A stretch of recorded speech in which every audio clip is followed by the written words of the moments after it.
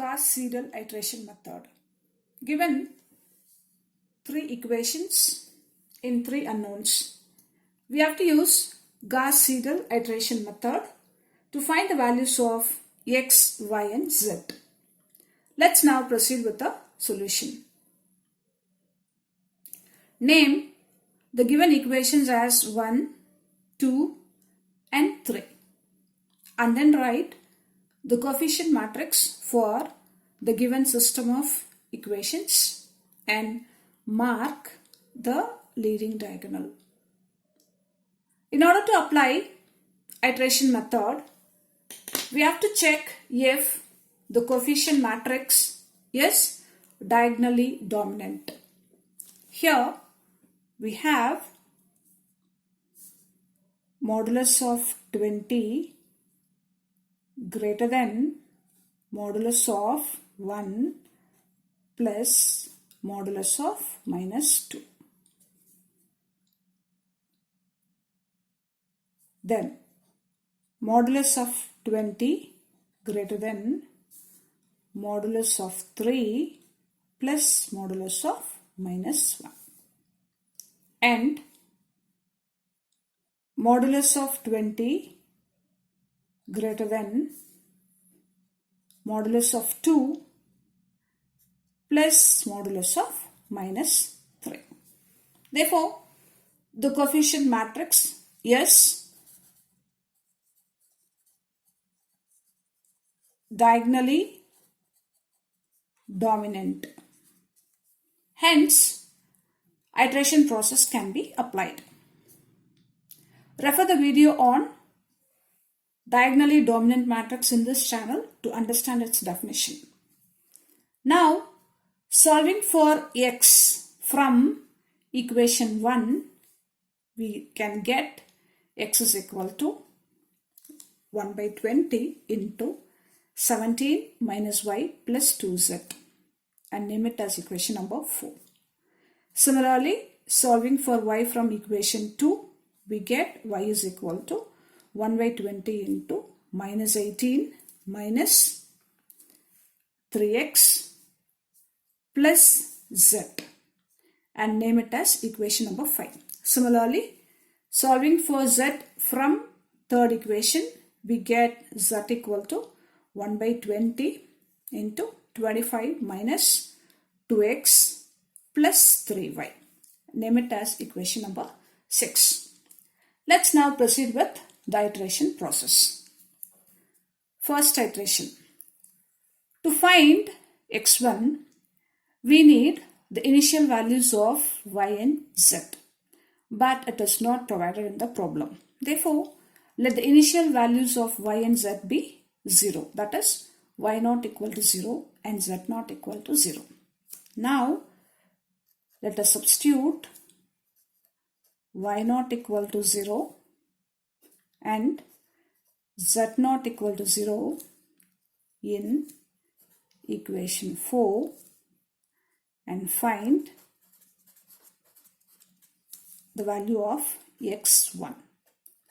So we get x1 is equal to 1 by 20 into 17 minus y naught plus 2 z naught, which is equal to 17 by 20, as y naught and z naught values are 0, which will give you 0.85. Let's now find y1. For y1, we need the values of x and z. Here we have the current value of x, which is x1 equal to 0.85. Therefore, we have to substitute the current value of x1. So, substituting x1 is equal to 0.85 and for z, we know only its initial value. So, let us substitute z not equal to 0 in equation 5. We get y1 is equal to 1 by 20 into minus 18 minus 3, this would become x1 plus z will be z0. So we get 1 by 20 into minus 18 minus 3 into x1. x1 is 0.85 plus 0. So simplifying, we get the value as minus 1.0275.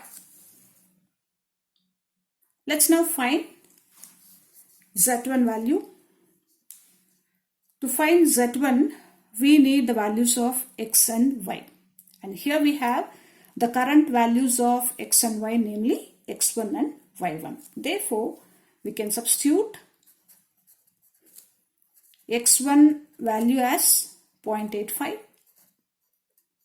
and Y1 value as minus 1.0275 in equation number 6 and get Z1, which is equal to Z1 is equal to 1 by 20 into 25 minus 2x1 plus 3y1, which is equal to 1 by 20 into 25 minus 2 into x1 value is 0.85 plus 3 into y1. y1 value is minus 1.0275. So simplifying, we get the answer as 1.0109.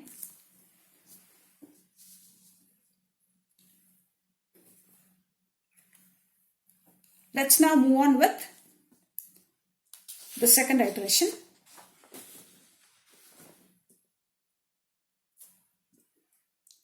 So in iteration 2, we have substituted the values of y1 and z1 to find x2. And for finding y2, we have used the current value of x, namely x2, and z value, which is z1, obtained from iteration 1. And then for finding z2, we have used the current values of x and y, namely x2 and y2. Proceeding in this manner, iteration process will be continued till we get approximately same values for x, y and z in 2 consecutive iterations. So we proceed with iteration 3, from which we get x3, y3 and z3. And then we proceed with iteration 4,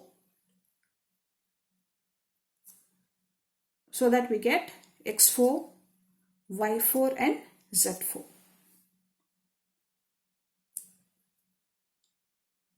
We observe that the values of x, y and z are same in iteration 3 and iteration 4. Hence, iteration process can be stopped. Therefore, the solution is x is equal to 1, y is equal to minus 1 and z is equal to 1.